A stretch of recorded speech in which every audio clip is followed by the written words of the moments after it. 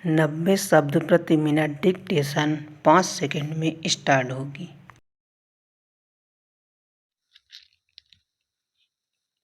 Ready start. आखिरकार दिल्ली के मुख्यमंत्री एवं आम आदमी पार्टी के प्रमुख अरविंद केजरीवाल गिरफ्तार कर लिए गए। वह बतौर मुख्यमंत्री गिरफ्तार होने वाले पहले नेता हैं।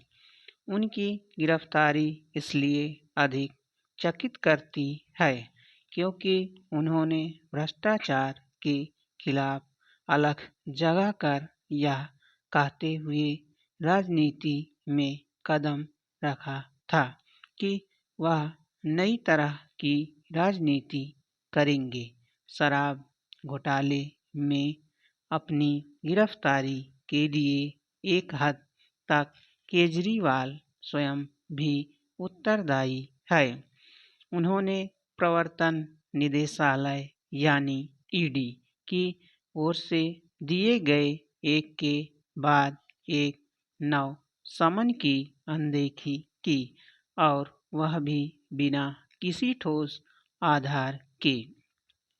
दिल्ली में नई शराब नीति बनाकर घोटाले को अंजाम देने के आरोपों का सामना कर रहे अरविंद केजरीवाल और उनके सहयोगी अपनी सफाई में कुछ भी कहें, इस नीति को लेकर तब संदेह गहराया गया था जब घोटाले का शोर उठते ही उसे वापस ले लिया गया था, और वह भी तब जब यह दावा किया गया था कि यह देश की सर्वश्रेष्ठ शराब नीति है।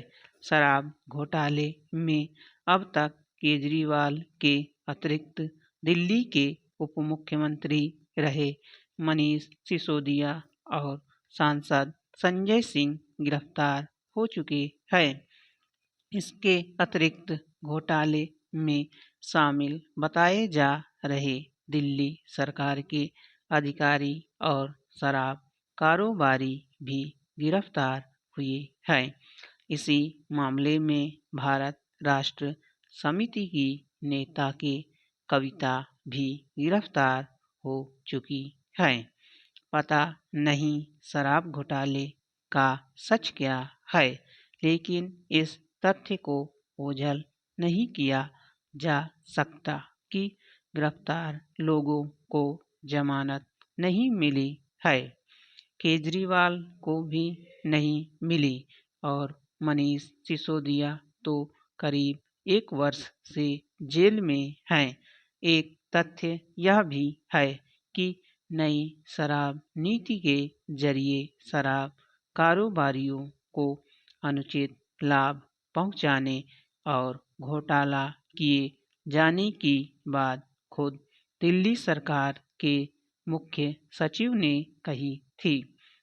इसी के बाद इस मामले की सीबीआई जांच शुरू हुई, जिसमें बाद में प्रवर्तन निदेशालय ने भी दखल दिया। शराब घोटाले में अभी तक जो लोग भी गिरफ्तार किए गए हैं, वे धन शोधन निवारण अधिनियम यानी पीएमएलए के तहत गिरफ्तार किए गए हैं। इस अधिनियम के प्राविधान अत्यंत कठोर हैं। इस अधिनियम के तहत गिरफ्तार लोगों को आसानी से जमानत नहीं मिलती। इसी कारण यह आरोप लगता रहता है कि इस अधिनियम के जरिए राजनीतिक विरोधियों का उत्पीड़न किया जाता है। इस पर आश्चर्य नहीं कि केजरीवाल की गिरफ्तारी के बाद ऐसे आरोप आम आदमी पार्टी के साथ साथ अन्य विपक्षी नेताओं की ओर से भी लगाए जा रहे हैं।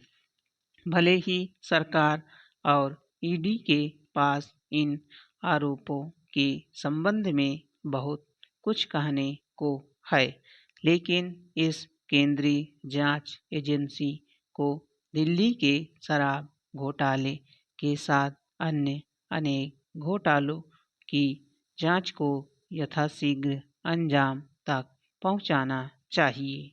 वास्तव में ऐसा करके ही उन आरोपों से बचा जा सकता है कि मोदी सरकार राजनीतिक कारणों से प्रवर्तन निदेशालय का दुरुपयोग करने में लगी हुई है। स्टॉप।